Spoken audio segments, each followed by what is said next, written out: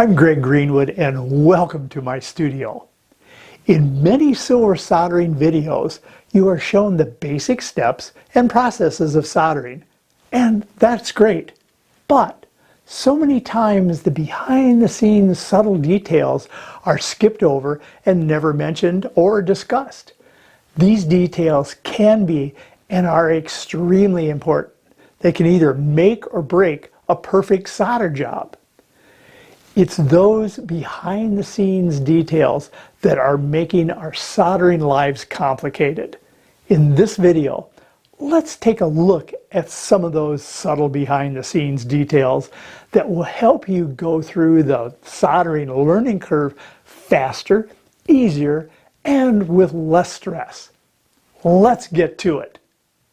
One of the most important behind-the-scenes details is to make sure that your silver solder is conditioned or prepared for soldering. Silver solder comes in a couple different forms. It comes in wire and it comes in sheet form.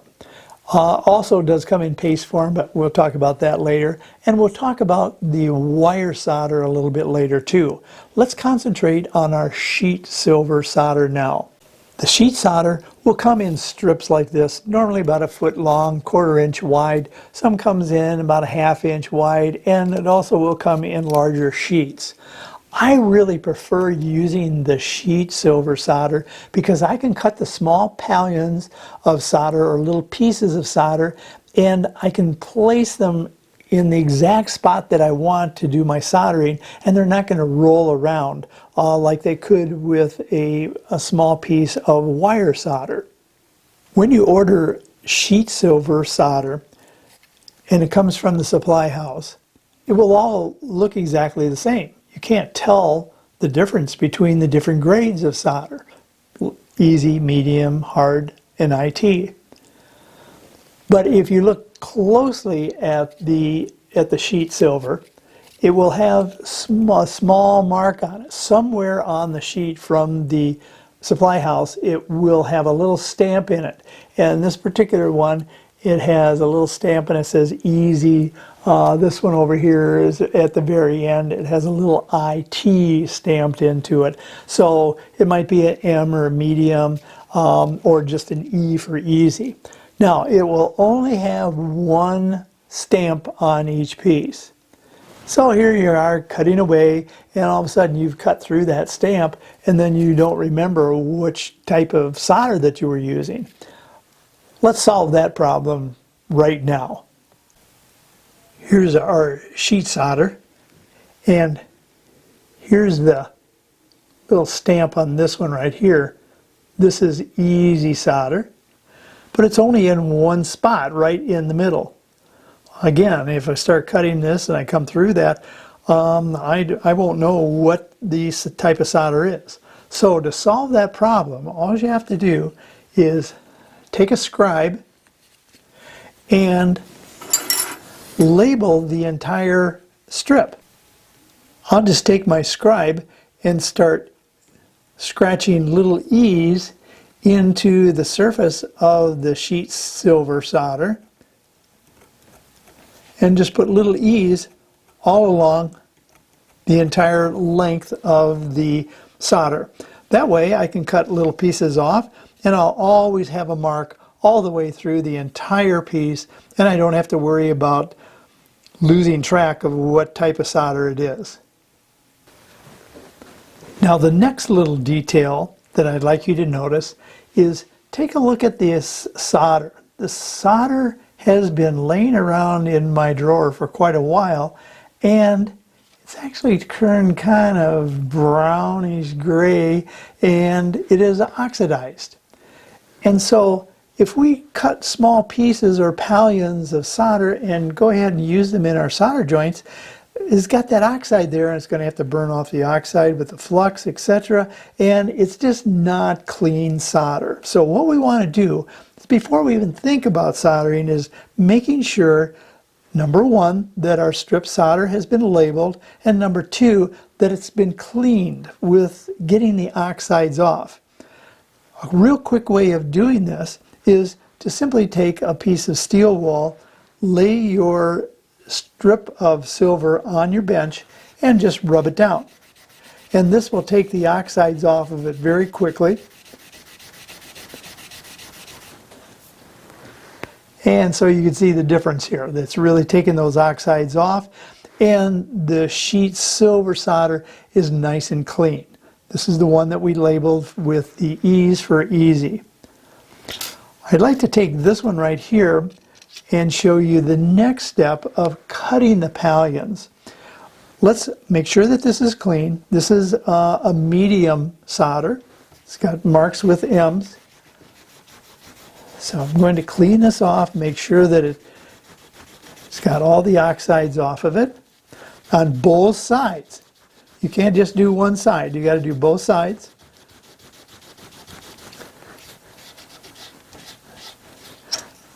Now that cleans that solder up really nice, and we'll be ready to cut our pallions. Now we're ready to cut our pallions from the sheet silver solder, and we'll be using our medium solder sheet here. You can see the little M's that have been scribed into it, and all you need is a pair of good silver solder shears. This is a medium-sized shear that I've had for many years. I keep them nice and sharp, and there is a screw here that I can adjust and to make them a little bit tighter to keep them nice and tight throughout the years. It's very simple. All you have to do is cut a fringe on the end of the solder sheet, and it all depends on the size of pallions that you're going to be using for your project. But we've cleaned this end right here, and it's nice and clean, and you only want to cut the amount of solder that you're going to be using for your project. Don't cut a whole bunch of solder ahead of time, because then when it sits around in your studio, it oxidizes, and then you have dirty solder again. So I like to only cut the amount of solder that I'm going to be using for the project. You'll notice that I also have 3 little trays here, each labeled medium, easy, and hard. And so when I cut the pallions, I just simply drop them into the tray, and then I have them ready for my project. So we've cut the trim and the fringe. So I want to take the shears and cut across that fringe, and I want to put my finger at the end of the solder sheet and then simply cut across it. And what this will do, this will leave it right on my finger here, and then I can just drop them right down into the tray. Make sure that your hands are clean, so wash your hands before you do this. You don't want to have a whole bunch of grease on your finger, and which will get on your solder, which will help keep it nice and clean. So simply cut across the fringe, have it on your finger, and drop it down into your tray. So you can use any kind of a tray for this. Little jar lids or whatever is fine.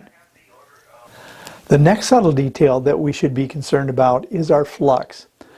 This is a 1-pound container of prepared borax flux. I use borax flux exclusively on all my jewelry making projects. I really like it. I've used it for over 40 years. It's been consistent throughout the years, and it's an excellent flux to use for jewelry making. I get the prepared one instead of using the cone and making it each time. Some people like to do that, and that's great. You should try it if you wish. But I use the prepared flux. Works really well, saves me time, and it's not that expensive at all. But the secret here is to not use it out of your pound container. Use this as your main source for taking the borax flux, but put it in a smaller container for use for everyday soldering. You don't want to use right out of the pound container, because you could contaminate that flux, and then you're going to be in trouble. So use a smaller container. This is an old 35 millimeter film container with a snap top on it, and you can use a regular pill jar or any small container that has a lid on it that will seal up tight, because we don't want this to dry out. Now, if your flux does dry out, which happens all the time because you have it open and you're working and soldering, and it will start to dry out. You can simply add just a little touch of water, get your scribe, go in there, start stirring it up, and it'll bring it back to life really, really quickly. No problem at all. And the consistency should be the consistency of a real thick milkshake. And simply stir it on up. And again, if it gets contaminated, or obviously you run out, clean out your container, put some more of the fresh flux back in there, stir it up, make sure that the consistency is fine, and it'll be great. So that's one of the secrets that you should be aware of, is to use smaller containers so you don't get your flux contaminated. Another little subtle detail that I like is this little guy right here. This is simply a bent wire with a base on it, and it's a flux brush holder. It just simply holds my flux brush up off of the bench, so I'm not putting the flux brush down on the bench and getting it contaminated and then putting dirt and junk onto the jewelry project when you're soldering. It's just a simple little wire deal that holds my flux brush up off the bench and keeps my flux nice and clean.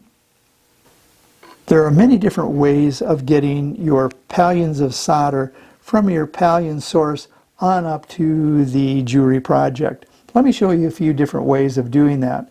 One way is to use a pick, and you simply get a little bit of flux on the end of your pick, pick up your pallion of solder on the end of the pick, and bring it over to your project and drop it on. Sometimes you have to use a second pick just to get it off of there and to get it to stay in position. So that's one technique that people use. Another is to actually use the flux brush and pick up a pallion, bring it on over to your project and drop it in position. And again, you sometimes have to use another pick to make sure that it stays there to get it off of the brush. The method that I use is I like to use a pair of tweezers.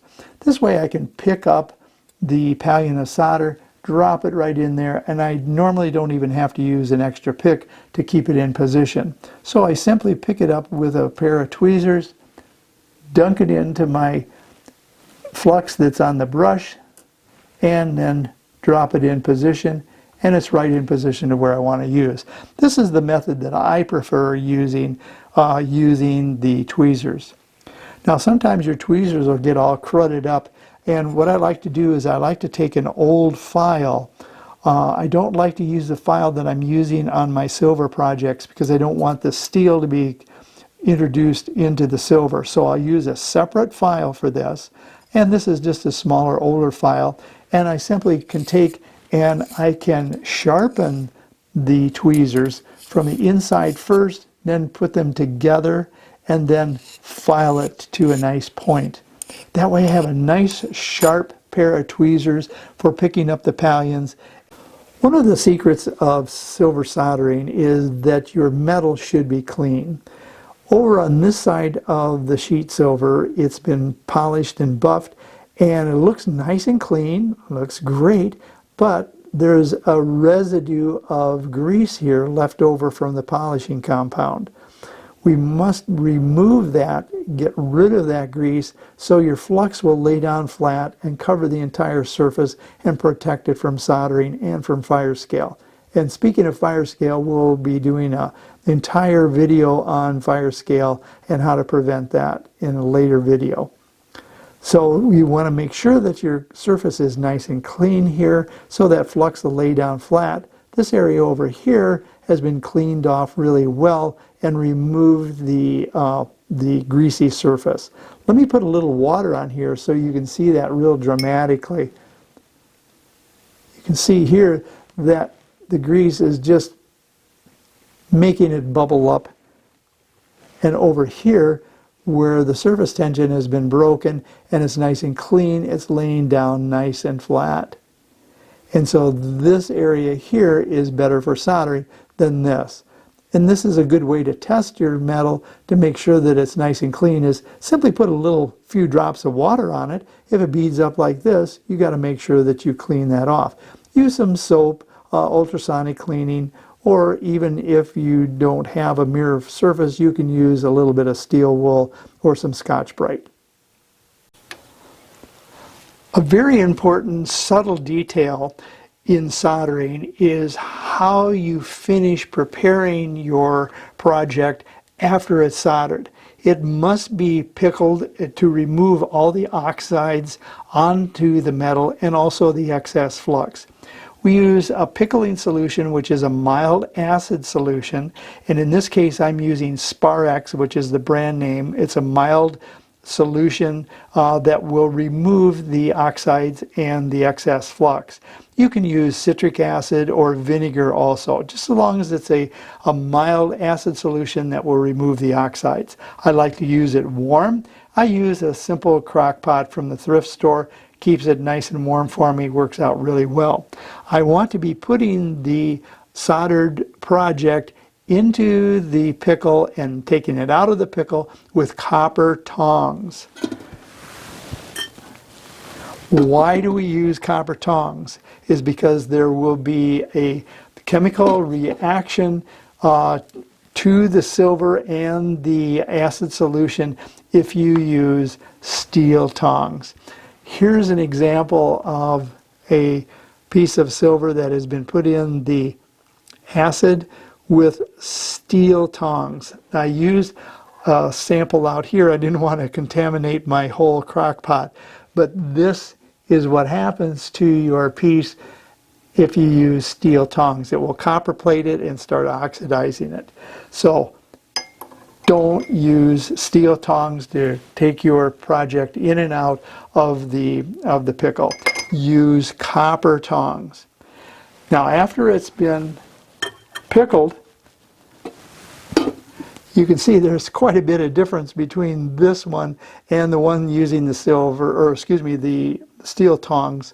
And so we have acid on this, so we want to neutralize that acid.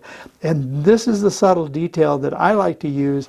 I put my project, simply dunk it in baking soda and water, and this will neutralize that acid. And then I simply take it out, put it in fresh water, and then dry it off. And any of the acid, the pickle solution, has been neutralized, and I don't have to worry about any excess acid getting down in the little cracks and crevices. On many of my projects I have real small areas and maybe some hollow areas where the acid could stay in there. If it's not flushed out or neutralized, it will sit there and then it'll start turning kind of green and blue, and all of a sudden you have a nice project when your customer is wearing it, and all of a sudden it has this acid bubbling out of it. So you want to neutralize that acid by simply using the baking soda and water and then rinsing it with clear water. It doesn't matter exactly how much baking soda that you use. Just put a half a cup or so into this amount of water here. Works out really, really well. Neutralize that acid, and then your projects will be much, much fresher and cleaner. I hope these behind-the-scenes subtle details have helped your soldering learning curve become faster, easier, and with less stress. If you have any questions, feel free to ask me anytime in the comments. Don't forget to subscribe, and thanks very much for watching. I appreciate it. See you next time.